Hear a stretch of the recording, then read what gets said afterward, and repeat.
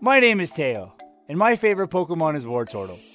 I also happen to be a competitive VGC player, so when the Blastoise line was released for Pokemon Scarlet Violet in the Indigo Disc DLC, I made it my personal mission to construct a competitive team with my favorite Pokemon on it. I wanted this team to be able to compete with the strong teams already out there in the meta, despite Wartortle having a 0% usage rate. In the end, we were able to achieve top 50 on Rank Ladder. We brought the team to Vancouver Regionals 2024 and had several top finishes at Locals. Although the competitive side of me was not super thrilled with these results, I did feel like I had completed my mission. The Wartortle team was competing with the strong teams out there and winning. I couldn't be happier with the Turtles' performance, and my goal was complete. In this video, we'll break down the team building strategies we used to build the Wartortle team, and how I believe these same principles can be used to make any Pokemon viable. So without further ado, let's look at my little guy, Wartortle. So before we get really into it, I do want to clarify and add a little caveat to this video. Not every Pokemon is viable. Check out this video to see a couple of them and reasons why, but when we say any Pokemon, there are a few exceptions. So let's start with what I believe is a Pokemon's most defining attribute, its move pool. We need to ask ourselves, what's Wartortle going to bring to the table? Let's have a look at Wartortle's available move pool. A few moves stand out as only a few Pokemon get access to them, and they can swing the tides of battle pretty drastically. The two major ones we see are Fake Out and Yawn. Fake Out is a +3 priority move that flinches the Pokemon it hits, unless it's wearing Covert Cloak or has an ability that prevents it from flinching. Whereas Yawn is a unique status move that applies sleep to the target the turn after it is applied. Yawn also doesn't get blocked by Grass typing or the item safety goggles, so a lot of opponents' answer for the typical sleep status applier, Spore, won't work against Yawn. Let's take these two moves as the base of our team and start looking elsewhere with the obvious. Wartortle is an unevolved Pokemon and can therefore hold the Eviolite item. This item gives a 1.5 multiplier on unevolved Pokemon's special defense and defense. So item choice here is an easy one. Not all unevolved Pokemon require the Eviolite to be strong, but in this case it just makes sense.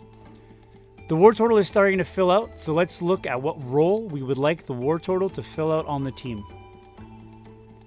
In essence, a Pokemon's role on a team can be one or a combination of 3 distinct categories: damage, tank, or support. These categories have subsections to them, but for the time being, let's just focus on these 3 main ones. For Wartortle, since its damage output is low even when he's fully evolved, we'll be focusing on his tank support viability. Since we want to invest in bulk, and we have Fake Out, let's first see where we lie on the speed tiers, before we invest in bulk. If an opposing Pokemon uses Fake Out the same turn our Wartortle does, the game uses the Pokemon's speed stats to decide who will go first. If we compare the Turtle's speed to other Fake Out users in the meta, we notice we outspeed Iron Hands naturally, we can outspeed Incineroars with a small investment, and we'll never outspeed Rillaboom, so we'll just concede that. Now that our speed stat is set, let's look at our bulk. With the Eviolite item, our natural instinct is to load up on defense and special defense. But maxing HP makes every defense and special defense point more valuable. So let's do that first. We can set calc thresholds here against things like Wood Hammer from Rillaboom or Volt Switch from Miraidon, but I'd rather just go Terra Grass and calc Specs Dazzling Gleam from a Flutter to be a 3-hit KO, and put the rest in defense. We do this because our idea is that we want to be generally bulky and not just spec to live certain attacks. Now we're starting to look like we might not actually have an attacking move on the old turtle here, so with this in mind, Life Dew becomes a great third move for the Wartortle. Now that we have Fake Out, Yawn, and Life Dew, we can start looking at what restricted Pokemon partner would benefit from this build. Fake Out allows Wartortle's partner to be protected turn 1, and Life Dew allows it to stay alive, especially if it too is bulky. A restricted Pokemon starts to come to mind, and it just so happens to also be a turtle. Terapagos. Terapagos is a restricted Pokemon that was added in the Indigo Disc DLC.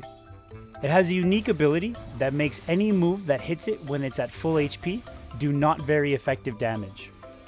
When it terras, it clears weather and terrain. Its signature ability becomes spread damage that cannot be resisted and does super effective damage into opposing terra'd Pokemon.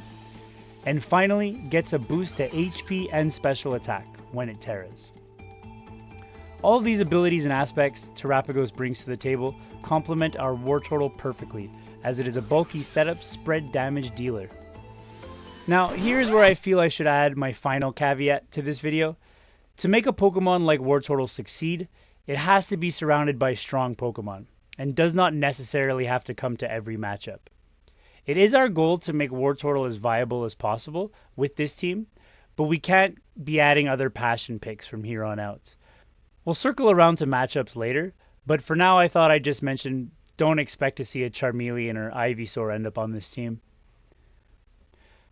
So back to Terapagos. Let's go for the Calm Mind, Terra Starstorm, Earth Power, and Protect build holding leftovers. This build allows us to set up for large spread damage and allows the Terapagos to become very specially bulky with the special defense boosts, giving the Wartortle more time to support it. We know what we want the Wartortle to do and who its restricted partner is going to be, so let's start filling up the rest of the team. With off-meta picks, utilizing their typing is very important. Essentially, you must use every tool available to you with an off-meta pick to get as much as you can out of it. With Wartortle, its solo water typing is actually easy to build around. Solo water typing means an ideal swap for the Wartortle would be resistant to grass and electric, have good synergy with a hard swap such as another fake out user, and ideally offer damage options. Lucky for us, there's a big monkey in the meta we've already talked about that checks all of these boxes. Rillaboom. Rilla is a very strong grass type fake out user that sets grassy terrain on entry and can output a great amount of damage. It also works well with Terapagos as it allows us to have the Rilla Terapagos lead option, which, similar to the Wartortle Pagos lead option, this allows for a faster fake out to protect the Terapagos and offers healing to the Terapagos in the form of grassy terrain. Finally, the Rilla also has great synergy with the Wartortle as the turtle can swap into fire or ice attacks directed at the Rillaboom. We'll go for the AV U-turn Fake Out Woodhammer Grassy Glide set. This gives us good damage with Woodhammer, priority with the Grassy Glide, synergy with the Fake Out, and pivot with the U-turn, which is very important on a team with 2 Fake Out users. The AV also gives us 3 very bulky Pokemon on the team right now. Terrafire works here, and we won't put too much thought into the Rillaboom's Terra type because we are on a Terapagos team. We probably will almost exclusively be terroring the Terapagos. Looking at our 3 remaining slots, the first thing I notice is that we're lacking in damage. I would also like to add a fire type that has synergy with the Terapagos in particular. Incineroar comes to mind, but I don't want to have the team be 3 fake out users as I feel the matches could get stagnant and I need more damage with my last 3 picks. So I look to the Ruins Pokemon of Paldea and select Chi-Yu. Chi-Yu's typing complements our team very well. Its ability pairs well with Terapagos as it lowers special defense of surrounding Pokemon, unfortunately including the Terapagos, and it offers good damage options. Since we currently have no speed control on the team, I'm leaning towards Scarf Terra Ghost Chi-Yu. With Heat Wave, Snarl, Dark Pulse, and Overheat, we should be pretty good. Dark typing also is handy here as we currently don't have any way to block Prankster status moves. This Pokemon essentially will fill the role of Glass Cannon on a team that is otherwise bulky. If we take a step back and look at our 4 current Pokemon, I notice a weakness starting to emerge. We're weak to fighting moves and we have no way to hit a fighting type for super effective damage. We'd like to add a strong Pokemon that is either immune or resists fighting types and can hit fighting types for super effective damage. Lucky for us, the Pokemon we just added, Chi-Yu, has a natural partner that checks all of these boxes. Fluttermane. Fluttermane has a few interesting combinations of builds available to us. Since our team is currently lacking in speed control, the faster the Fluttermane can be, the better for us right now. To achieve this, we're going to equip the Fluttermane with the Booster Energy item and make sure its speed will be boosted by it. Secondly, to support the rest of the team speed-wise, we're going to run the spread move Icy Wind. This move will lower the speed of Pokemon it hits as a secondary effect to a small amount of ice damage.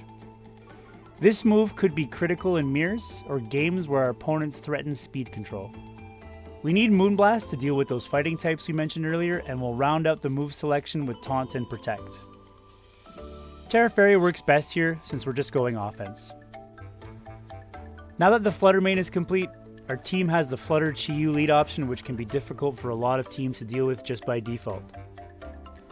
We have one last slot to fill the team, and to be honest, there are a lot of good options here.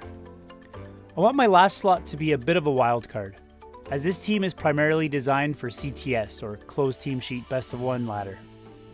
So something that seals up weaknesses and offers a surprise to my opponent would be best. If we go back to the original idea of the team and look at what we're trying to accomplish, the remaining picks should be able to take a hit. Pick starts to become clear that has also been added in the Scarlet Violet DLC, Ogerpon. And not just any Ogerpon, the cornerstone mask variant Rockpon. This variant of the newly added Pokemon Ogerpon has the Sturdy ability, guaranteeing that one attack won't be able to knock it out, unless the attacker uses a multi-hit move or has Mold Breaker, etc. In addition to having staying power, Rockpon gets access to Follow Me, enabling our Terapagos if it's under Encore threat or already set up and we just want to protect it. Ivy Cudgel also offers us 100% accurate rock damage, and Rockpon also gets access to Grassy Glide, a relatively strong priority move that is only priority on grassy terrain. Since we already have Rillaboom to set the terrain, this works great for us. It can also act as our wildcard, as many trainers will not expect priority from the Rockpon on a closed team sheet ladder. We now have 6 Pokemon on our team, but we're still missing a move on the Wartortle, and I've purposely waited until the very end to select it. This last slot actually can be a lot of different things. Icy Wind, Helping Hand, Chilling Water, Aqua Jet, Whirlpool, Ice Spinner, Haze. A good problem to have. As a personal choice, I'm going to select Helping Hand. I like this move as, in practice, I find my opponents either ignore the Wartortle or completely focus it down. In the latter situations, Helping Hand is amazing, as if your opponent is calling a Protect on Wartortle's partner and doubles the Wartortle, you can click Helping Hand since it's +5 priority. You're guaranteed to get it off. If this is a Helping Hand into a +1 Terra Starstorm, sure, you might lose the little turtle, but you're probably picking up a double KO. Now that our team is complete, the last thing we need to do is look at our matchups. Like we mentioned at the start of the video, our goal here is to make the team successful, not just the Wartortle. That means he doesn't need to come to every matchup. So let's look at the obvious poor matchup, Miraidon. Our team at large does well into the Miraidon, with the Rillaboom and the Ogerpon and the Terapagos. But the massive electric damage and electric terrain to block Yawn, Wartortle is essentially a fake out bot in this matchup. We can hypothetically use Rilla or Terapagos to allow Yawn to still function, but it's just easier to not bring the Wartortle here. Another thing to consider is Pokemon like Rillaboom, Electabuzz, or Magmar. Pokemon that either threaten a one-hit KO on the Wartortle, which is possibly only 3 Pokemon in the meta right now, or prevent Wartortle from using its full kit. Now, let's talk about the surprisingly good matchups. Not gonna lie to you guys, I'm as surprised as you are, but Wartortle has some pretty good matchups. The big standout is Calyrex Ice. With Fake Out, we allow the Terapagos to set up in front of the Calyrex, and the Calyrex can't do enough damage to break through his shell when the Wartortle is life-doing. Never mind doing almost negative damage to the Wartortle itself, and being under constant Yawn pressure. Wartortle is a must-bring into a Cali Ice matchup. Wartortle does also surprising well into things that give the Terapagos a hard time, such as Zamazenta and Zacian, mostly due to the Fake Out and Yawn pressure. These two Pokemon don't like swapping, as they lose their boosts, so you put your opponent in a very awkward spot if you can get a Yawn onto them, and neither of them can one-shot the Wartortle. The last matchup I'll talk about addresses the one thing we haven't talked about on the team, Wartortle's ability, Rain Dish. Rain Dish, weirdly enough, only comes into effect when it's raining. So this plays a role in our Kyogre matchups or against teams that have a Pelipper on them. But otherwise, it's completely useless. It's unfortunate, but if it got a good ability and everything else it already got, it probably wouldn't be an off-meta pick, if you know what I mean. Some key takeaways that I'll mention as well about off-meta team building is that not many people know their calcs against off-meta Pokemon. I played countless games that the Wartortle would survive a Thunderbolt from a Raging Bolt, or it would outspeed my opponent's Incineroar, and they would admit to me after the match that they thought something else would happen that turn. You can definitely play this to your advantage. And that's it! Here's the team in its entirety. Here's a link to a video with my ranked game's point of view and commentary on move selection. Feel free to ask any additional questions you might have in the comment section, or if you have any ideas for a Pokemon you'd like to see a competitive team built around, feel free to leave those too. And don't forget to like and subscribe to support the channel. Peace!